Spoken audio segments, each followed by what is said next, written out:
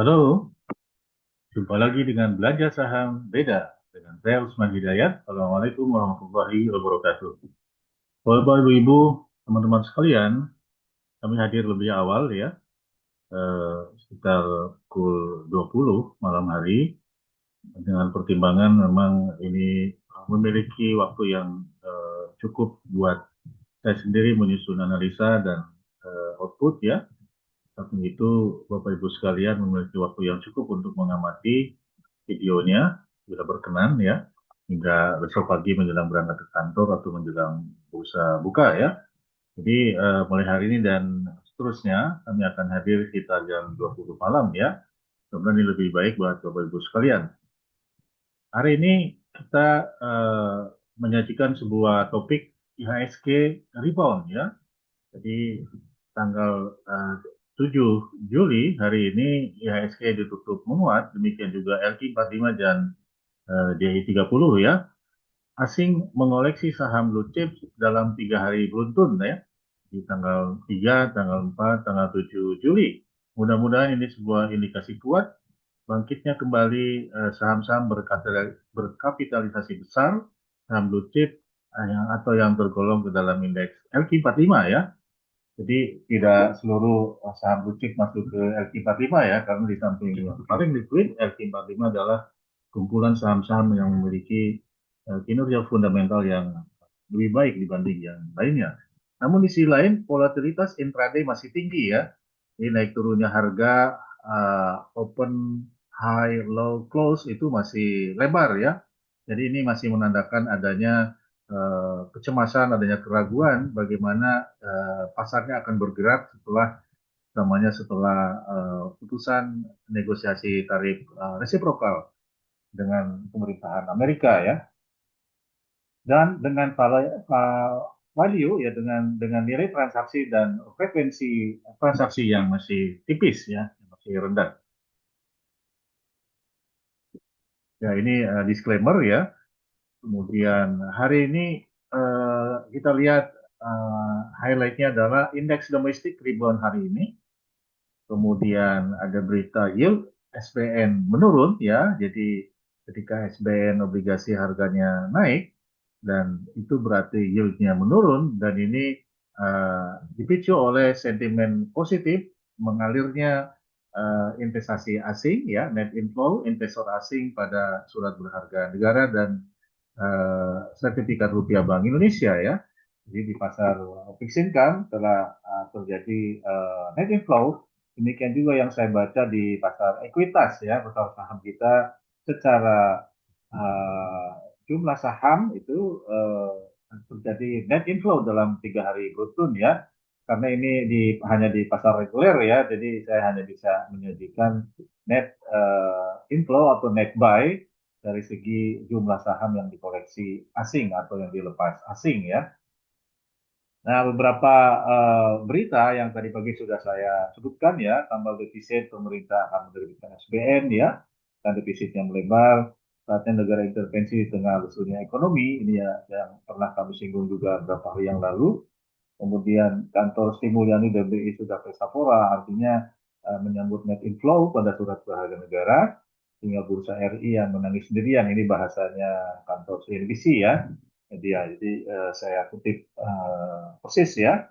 Jadi menurut saya bursa saham ya, bursa efek Indonesia tampaknya sedang bersiap untuk menyambut tren terjadinya net buy ya, dari investor asing. Kemudian China respon tarif tambahan 10% ke negara BRICS ya oleh Trump. Jadi kelihatannya memang Trump selalu ingin Amerika nomor satu gitu ya. Tidak boleh ada kekuatan ekonomi atau kekuatan kelompok ekonomi yang bisa menyaingi Amerika ya.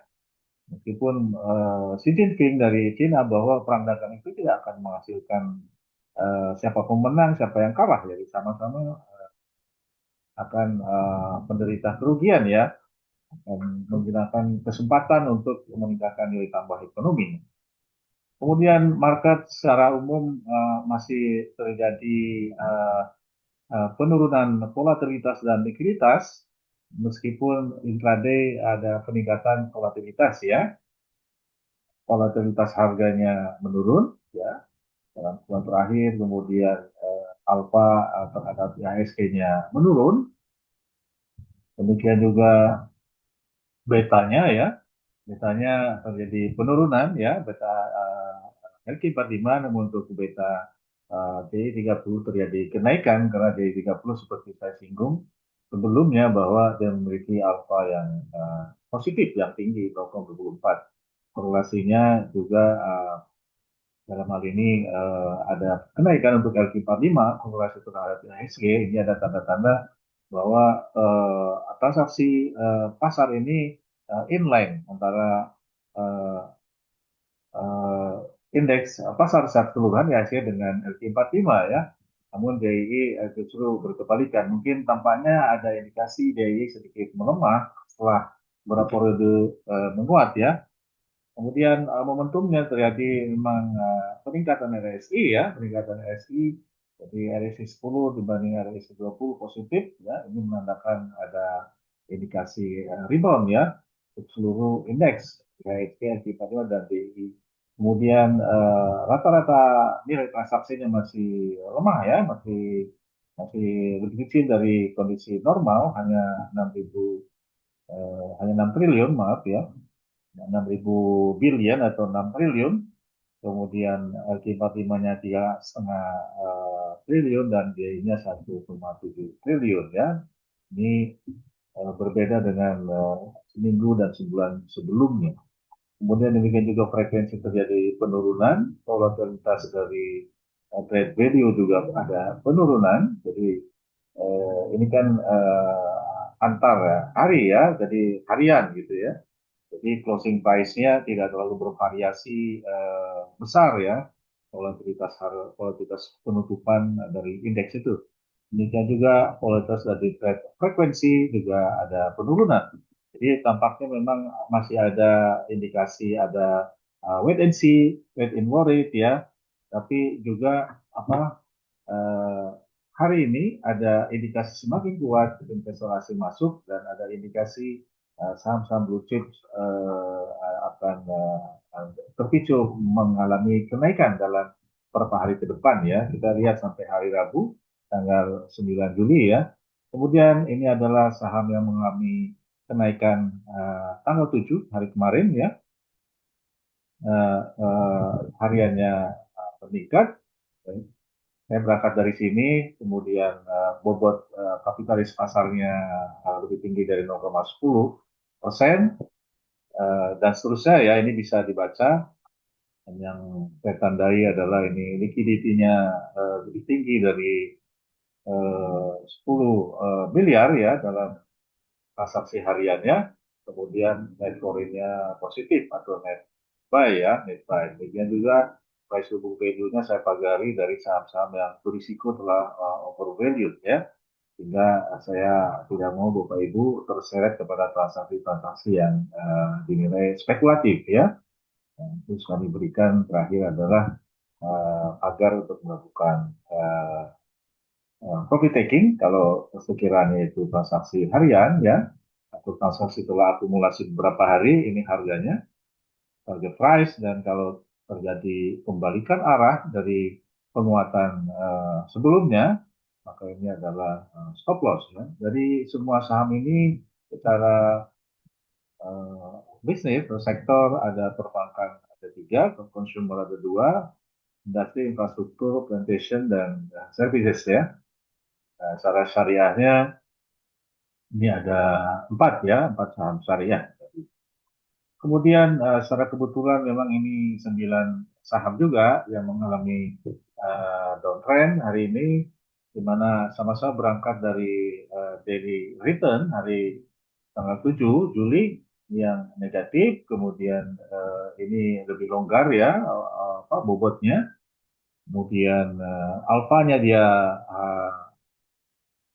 kalaupun negatif ya tidak terlalu jatuh negatifnya ya. Kami toleran beri ruang hingga alfa 0,13 ya. Kemudian eh, likuiditas transaksinya di atas untuk nilai transaksi harian rata-ratanya di atas 10 miliar sama dengan yang uptrend. kemudian net foreign-nya negatif, dan price to book value-nya juga tidak terlampau mahal ya, tapi masih ada yang 5,31 ya, BK ya, mitra keluarga. Jadi ini judgement saya aja. Jadi ini 9 saham yang Bapak Ibu bisa amati.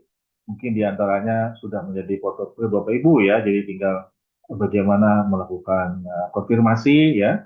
Ini target price hari besok tanggal 8 dan stop loss-nya ya. Dan secara syariah ini ada 4 ya, ada 4 saham syariah juga, ada 4 saham syariah di yang downtrend juga ada 4 saham syariah. Jadi secara kebetulan ini simetris ya. Bapak sekalian, saya kira tidak perlu berlama-lama, kita sudah sering jumpa secara virtual. Jadi ini mungkin karena template-nya sama, tapi kita bisa variasikan dari angle yang berbeda-beda sesuai kondisinya. Mudah-mudahan bermanfaat. Terima kasih telah menonton video saya. Dan kita akan jumpa kembali dalam waktu yang sama besok malam, insya Allah ya. Jangan lupa berikan komentar, subscribe ya, dan sebarkan informasi ini ke komunitas teman-teman Bapak Ibu sekalian. Terima kasih, saya tutup. Assalamualaikum warahmatullahi wabarakatuh.